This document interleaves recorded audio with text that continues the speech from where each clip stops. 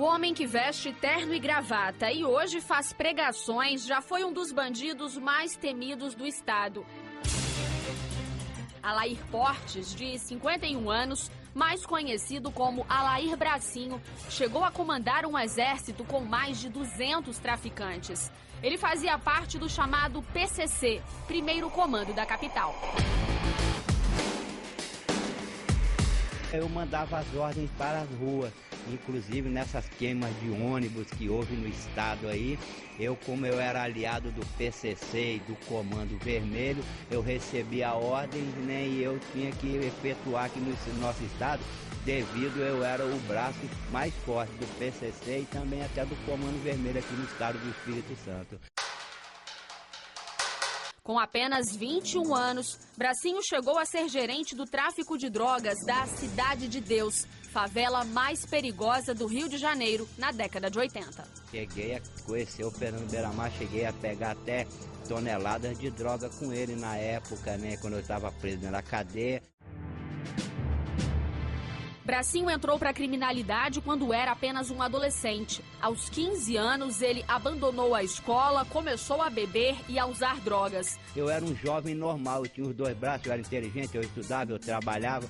Só que aconteceu um fato que eu perdi meu braço e aquilo ali, quando eu me acordei no hospital sem o braço, aquilo, né, abalou meu psicológico.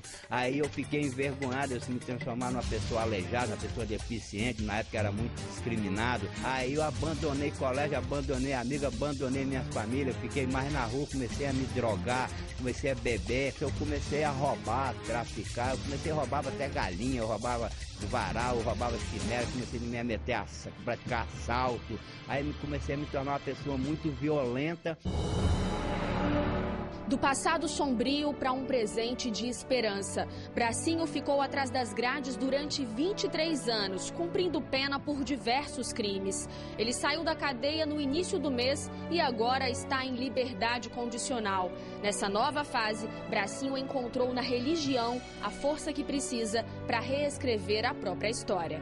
Nesses 10 últimos anos, quando eu comecei agora, né, a me envolver com o PCC, com o Comando Vermelho, comecei a comandar queimas de ônibus dentro do estado, aí eu fui considerado um inimigo número 1 do meu estado, eu fui mandado para fora do estado, né, dentro de avião, presídio federal, e ali eu comecei a sociedade a querer totalmente me exonerar do ambiente social. E ali, dentro daquela cela ali, eu comecei a buscar muito a Deus.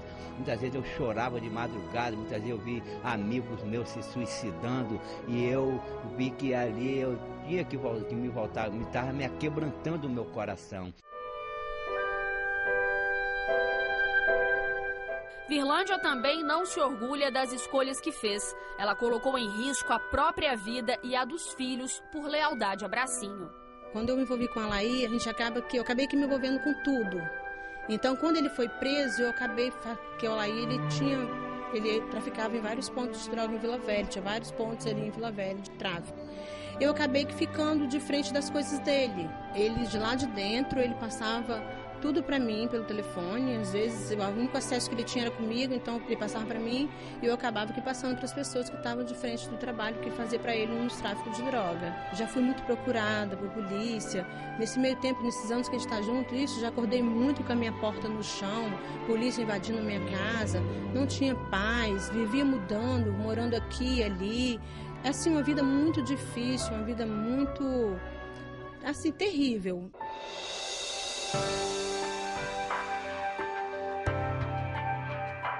Só depois de mais de 20 anos de relacionamento, Virlândia e Bracinho puderam, enfim, oficializar a união. A cerimônia aconteceu no presídio de Xuri em janeiro desse ano. É que Bracinho ainda cumpria a pena no regime semiaberto. Eu fico até um pouco emocionada porque foi muito difícil e não passei nada de bom para meus filhos nesse tempo que eu vivi envolvida com as coisas do Alair. eu não passei nada de bom. Porque eu acabei que entrando nas drogas, e eu virei usuária também. E acabou que meus filhos também ficavam vendo um exemplo. Pai preso, mãe estava nem aí pra nada, vivia envolvida com tráfico, não escondia nada dos meus filhos. Eles viam tudo o que acontecia, eles sabiam de tudo que acontecia. Então acabaram também se envolvendo nas drogas, nossos filhos. Acabaram se virando viciados em maconha, até mesmo em cocaína também, alguns dos nossos filhos, a minha filha. Mas assim, isso é muito triste para mim, porque eu não tinha nada de bom para ensinar para meus filhos. Isso afetou muito a vida dos meus filhos.